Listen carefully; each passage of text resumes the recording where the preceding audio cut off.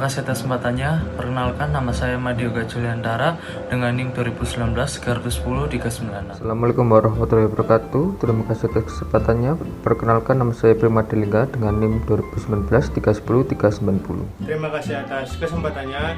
Perkenalkan, nama saya Noval Fadil dengan NIM 2019-310-454. Assalamualaikum warahmatullahi wabarakatuh. Terima kasih atas kesempatannya. Saya Fairuzeta dengan NIM 2019-310351. Assalamualaikum warahmatullahi wabarakatuh. Terima kasih atas kesempatannya. Saya Haryanto Akbar dengan NIM 2019-310420. Selamat pagi. Terima kasih atas kesempatannya. Nama saya Avian dengan NIM 2019-310328. Terima kasih atas kesempatannya. Perkenalkan, saya Trifonia Delvita Mawar dengan NIM 2019-310315. Baik, terima kasih atas kesempatannya. Perkenalkan, nama saya Vitalisa Fabrianti Yoyanan dengan NIM 2019-310232. Terima kasih.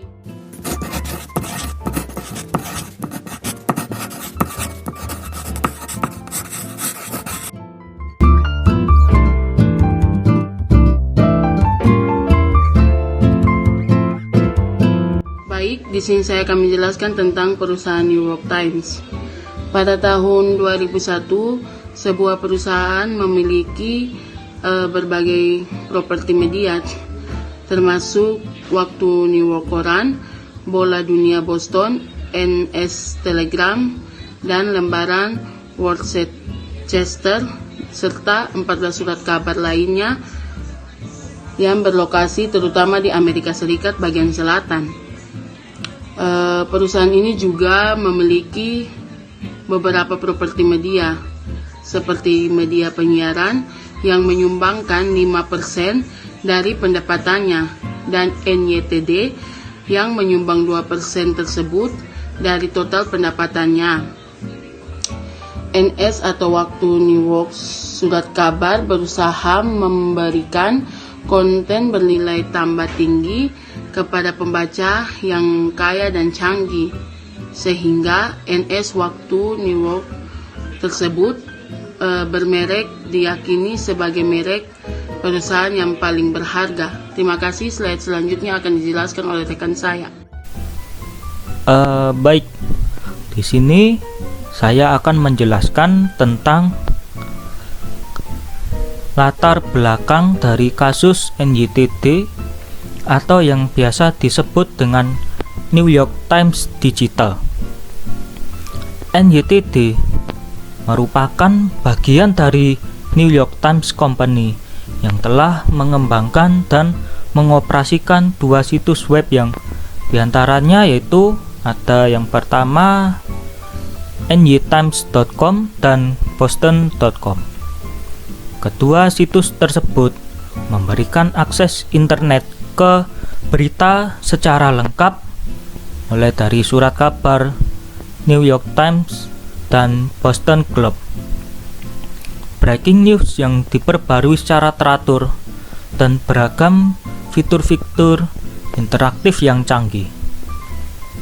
NYTD juga bertanggung jawab untuk mengelola bisnis company digital Archive Distribution yang menyediakan informasi dari berita penelitian seperti Dow Jones dan LexisNexis.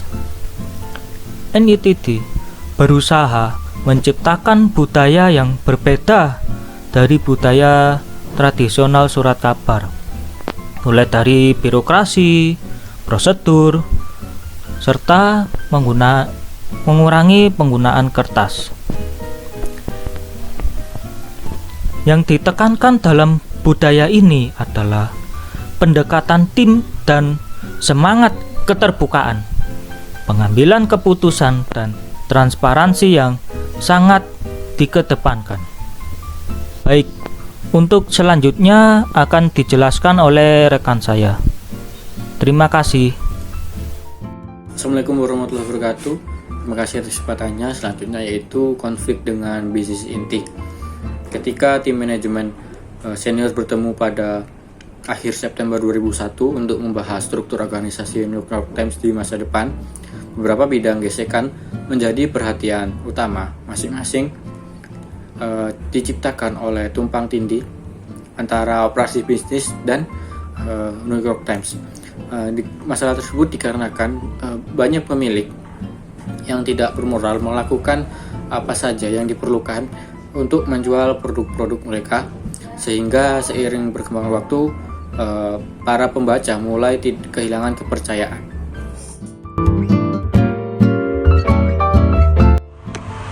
Terima kasih atas kesempatannya. Di sini saya akan menjelaskan 3 poin. Yang pertama, menjelaskan evolusi New York Times Digital sampai saat ini. Dan yang kedua, apa strategi New York Times Digital. Dan yang ketiga, apakah organisasi dan kontrol yang konsisten dengan strategi. Terima kasih atas kesempatannya. Di sini saya akan menjelaskan evolusi New York Times Digital. New York Times Digital memulai transformasinya diawali pada tahun 1995. Pada awal tahun 1995, Steve Luciana, seorang karyawan di Departemen Sistem Informasi New York Times Company, yang meyakinkan bahwa internet akan memiliki pengaruh besar terhadap dunia bisnis. Tanggung jawabnya adalah untuk memastikan bahwa perusahaan tetap menjadi yang terdepan dalam tren baru. Kemudian pada pertengahan tahun 1995, pakar media interaktif Martin Nisenholtz direkrut untuk memimpin divisi baru tersebut yang dikenal sebagai New York Times Electronic Media Company dan hanya memiliki satu situs web, yaitu newyorktimes.com. Nisenholtz melapor baik kepada manajer umum maupun editor surat kabar. Ini adalah gerakan yang belum pernah terjadi sebelumnya, karena New York Times, seperti hampir semua organisasi berita lainnya, memisahkan secara tegas antara sisi editorial dan sisi bisnis guna memastikan independensi editorial. Pada tahun 1999, nilai internet mulai meningkat secara dramatis, dan para eksekutif senior dalam perusahaan mulai mengkhawatirkan bahwa sumber daya yang didedikasikan untuk newyorktimes.com kurang memadai. Para pesaing melakukan investasi besar-besaran dalam operasi online. Sebagai akibatnya, perusahaan mengimplementasikan 2 keputusan. Yang pertama, pada bulan Mei 1999, manajemen menciptakan suatu divisi operasi baru, yaitu New York Times Digital, dengan memasukkan seluruh properti situs web perusahaan, termasuk newyorktimes.com, boston.com, newyorktoday.com, golfdigest.com, winetoday.com, agar dapat memfasilitasi proses pembelajaran suatu sama lain. Dan di akhir tahun 2000, tekanan agar New York Times Digital mencapai profitabilitas semakin meningkat. Sebagai akibatnya, manajemen memutuskan untuk mengejar efisiensi operasi yang lebih besar dengan melakukan sentralisasi atas operasi. New York Times Digital terus melakukan inovasi berkelanjutan, sehingga New York Times Digital juga bertanggung jawab untuk mengelola arsip digital perusahaan bisnis distribusi yang menyediakan konten untuk layanan pencarian berita penelitian seperti Dow Jones dan LexisNexis. Poin kedua, apa strategi New York Times Digital? Yang pertama, New York Times Digital selalu mengembangkan organisasi dengan selalu melakukan perbaikan struktur organisasi. Yang kedua, pendaftaran dilakukan secara online dan gratis untuk mengakses newyorktimes.com. Namun, pengguna juga harus mendaftar untuk bisa digunakan. Yang ketiga, New York Times Digital ingin mendapatkan pesan kuat bahwa mereka adalah bisnis yang berbeda, sebuah perusahaan yang berbeda, dan budaya yang berbeda. Yang keempat, New York Times Digital berusaha untuk menciptakan budaya eksperimental, kontrol birokrasi, prosedur, dan dokumen diminimalkan. Yang kelima, New York Times Digital mengembangkan pendekatan bottom untuk penganggaran. Dengan pendekatan ini, memberikan kesempatan bagi karyawan untuk terlibat dalam pengaturan tujuan mereka sendiri dan harapan untuk periode keuangan yang diberikan. Yang keenam, satu website untuk semua informasi. Yang ketujuh, memiliki klasifikasi iklan. Saya akan menjelaskan apakah itu konsisten dengan organisasi dan kontrol. Ya, strategi yang diterapkan masih konsisten dengan keorganisasian dan kontrol. Meskipun kontrol diminimalkan, tetapi beberapa proses telah dapat didefinisikan secara jelas. Informasi dibagi dan pengambilan keputusan yang transparan. Strategi-strategi yang diterapkan memungkinkan masing-masing terlibat dalam informasi secara nyata dan dapat diverifikasi. Proses perekrutan konsisten dengan strategi. New York Times Digital ingin menemukan orang yang ditempatkan ke dalam budaya baru, seperti muda, cerdas, ambisius dengan pengalaman kerja. Organisasi mendukung diterapkannya budaya keterbukaan. New York Times Digital memiliki pendekatan bottom up untuk penganggaran dan ide yang datang dari semua bidang organisasi. Terima kasih atas kesempatannya. Di sini saya akan melanjutkan kasus tentang apa dampak New York Times Digital terhadap keseluruhan perusahaan. Dapat kita lihat dari kinerja keuangan New York Times Digital mengalami kerugian yang cukup banyak. Pada tahun 2001, permintaan baru dari customer untuk berlangganan surat kabar. Customer ini terlebih dahulu membaca berita di website. New York Times Digital tidak mau menerima komisi dan bisnis Digital Archive Distribution juga memberikan negosiasi pertransferan dari kantor pusat ke New York Times Digital. Hal ini sebenarnya memberikan dampak baik bagi keuangan New York Times Digital apabila mereka menerimanya. Hal ini terlihat dari laporan keuangan kuartalan New York Times Digital yang masih bisa menutupi sedikit kerugian. Dengan penggunaan website, pangsa pasar New York Times Digital juga akan meluas secara geografis. Hal ini akan berdampak pada customer dan proses pemasangan iklan baik di web maupun surat kabar cetak. Terdapat 85% pembaca NewYorkTimes.com berasal dari luar daerah New York jika dibandingkan pembaca surat kabar cetak yang hanya 45%. Soalnya manajer bagian sirkulasi surat kabar khawatir berita yang diberikan di surat kabar diberikan dengan internet secara gratis karena akan mengurangi jumlah customer. Namun berbagai data dikumpulkan untuk dianalisa dan membandingkan jumlah pembaca di website dan pembaca surat kabar. Ternyata pembaca di surat kabar di web jauh lebih besar dibandingkan dengan pembaca surat kabar cetak. Selain itu, survei besar-besaran juga dilakukan. Akhirnya, website dianggap sebagai aset tetapi bukan pesaing. Sebagai akibatnya, situs web lebih dipandang sebagai aktiva pelengkap dan bukan sebagai pesaing. Pada pertengahan tahun 2000, website telah menjadi sumber naiknya pelanggan. Dengan menggunakan website dapat memberikan mekanisme yang canggih. Internal perusahaan telah mengalami ketegangan. Hal ini bisa disebabkan karena perubahan budaya yang mengaruhi budaya keseluruhan. Bagaimana cara New York Times Digital dikelola dibandingkan dengan cara sebuah perusahaan modal Ventura mengelola di awal? Apa wawasannya jika ada? Apakah Anda tertarik dari perbandingan ini?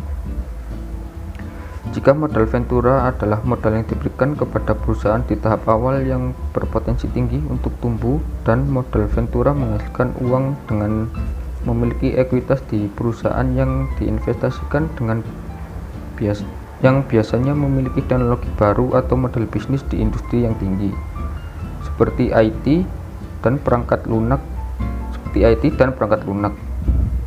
dengan ciri khas terjadi setelah putaran pertama dari pemanfaatan pendanaan sehingga menghasilkan kembali melalui realisasi akhirnya seperti IPO atau penjualan perdagangan perusahaan.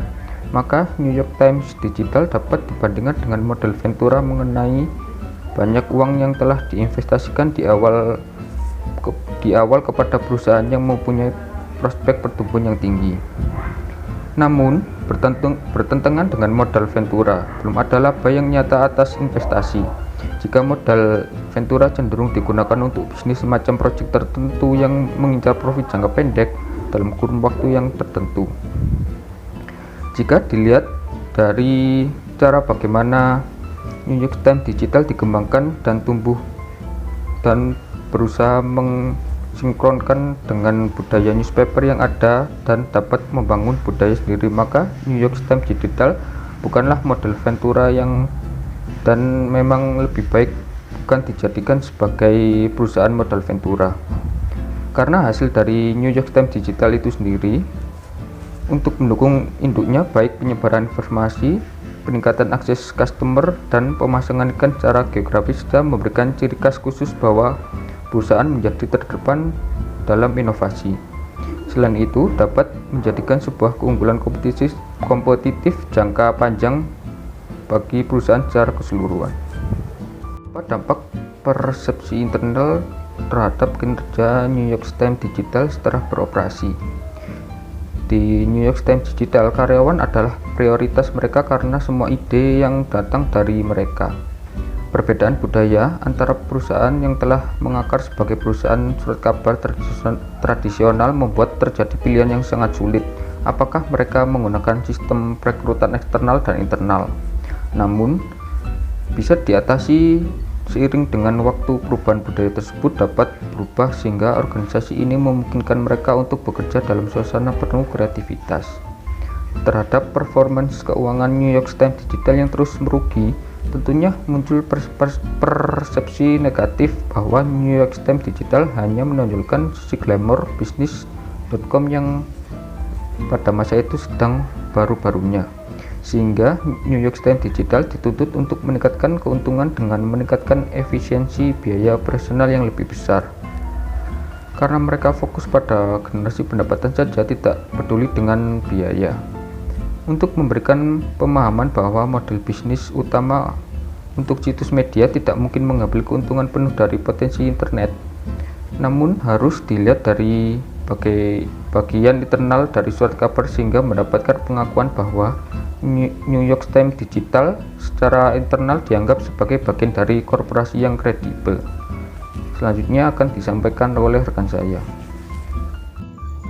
Baik, kemudian nomor 5, apakah Anda akan mengubah struktur organisasi New York Times Digital itu?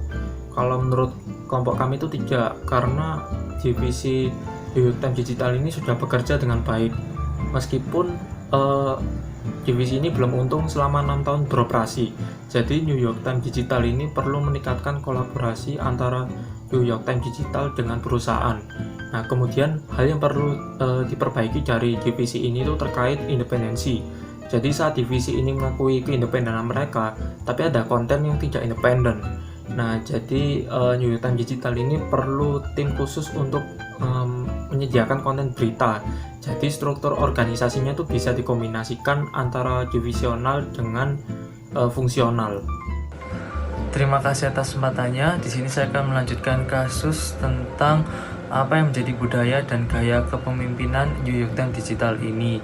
Jadi, budaya yang ada di New York Times Digital ini sangatlah bersifat eksperimental. Birokrasi hingga pekerjaan kertas dikurangi, hingga mengedepankan transparansi dan keterbukaan serta pembagian informasi. New York Times Digital ini dapat mengembangkan budaya dan gaya kepemimpinan yang baik dengan cara yang pertama, menggabungkan antara budaya perusahaan dengan budaya internet saat ini. Yang kedua, mencanangkan budaya informal, misalnya dengan merekrut tim jurnalis yang lebih muda. Yang ketiga, membentuk batasan antara manajemen senior dan karyawan. Dan yang terakhir adalah pengendalian yang lebih ketat dan memajukan desentralisasi. Baik, kemudian untuk terkait anggaran, New York Times Digital ini mengembangkan pendekatan bottom up untuk penganggaran. Jadi pendekatan ini bisa menjadi semacam try and error, tapi faktanya kerugian dari New York Times Digital ini cukup besar. Nah, dengan adanya kombinasi struktur divisional dan fungsional, maka akan lebih baik jika pendekatan bottom up ini untuk penganggarannya dipadukan juga dengan top down. Terima kasih atas kesempatannya. Di sini saya akan menjelaskan tentang bagaimana kinerja NYTT dinilai, perbaikan struktur organisasi, sedikit berubah cara mengevaluasi kinerja. Saat ini sepertinya masih belum terlihat jelas sampai kapan pembiayaan kerugian akan terjadi dan evaluasi non-finansial belum dijelaskan. Kinerja NYTT dapat dievaluasi oleh pertanyaan-pertanyaan sebagai berikut. Yang pertama, dapatkah kita mentolerir kerugian yang kita hasilkan. Yang kedua, apakah kita memiliki masalah operasi yang signifikan. Yang ketiga, apakah ada kerusakan yang dilakukan untuk bisnis inti atau merek inti. Selanjutnya, jika NYTT dapat menangani masalah tersebut, kita dapat menyatakan bahwa NYTT memiliki kinerja yang baik. Selain penilaian kinerja keuangan, perlu dijelaskan pula penilaian kinerja lainnya seperti penilaian kinerja dari sisi kepuasan pelanggan, efektivitas bisnis proses, dan produktivitas karyawan. Baik, di sini saya akan menjelaskan tentang bagaimana ide-ide baru untuk situs web yang dihasilkan. Dengan adanya perbaikan struktur organisasi yang kami usulkan, tidak banyak mengubah cara ide-ide baru untuk situs web yang dihasilkan. Hanya saja diperlukan penyaringan atas ide-ide yang ada lebih didasarkan pada riset tertentu, sehingga mengurangi risiko ide yang tidak menghasilkan keuntungan bagi NYTT. Sekian dari kelompok kami, mohon maaf apabila ada salah kata. Wassalamualaikum warahmatullahi wabarakatuh.